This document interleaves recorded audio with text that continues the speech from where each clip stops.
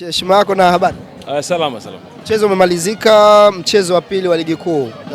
Ni kama ligi hamjaianza vizuri. Pengine tukianza kwenye mchezo huu, nini hasa ambacho kilikuwa tatizo kwa vijana wako kushindwa kuondoka na alama tatu au moja pengine ingebidi? Nadhani ni fair kwa maandalizi tulifanya, hatujapata muda wa kuandaa timu. Naweza kusema ni wiki moja niko na timu, kwa hiyo mmoja anatoka huko, naona fitness tulihitaji hizi mechi kama hizi, ila kwa leo naona timu iliweza kupush zaidi kuliko gisiri.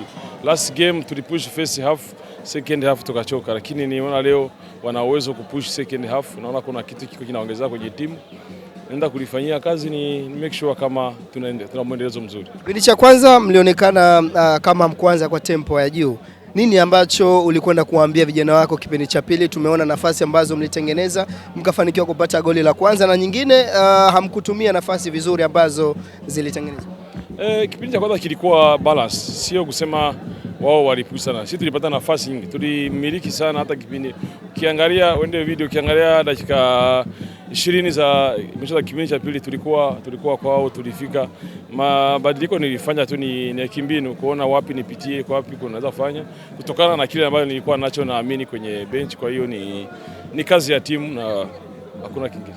Pengine kuelekea katika mchezo unaofuata, hampo katika nafasi nzuri, nini ambacho unakitazamia? Mechi ya pili nafasi nzuri. Hakuna mwiko nafasi nzuri sasa hii au mbaya. Hii ni mechi ya pili.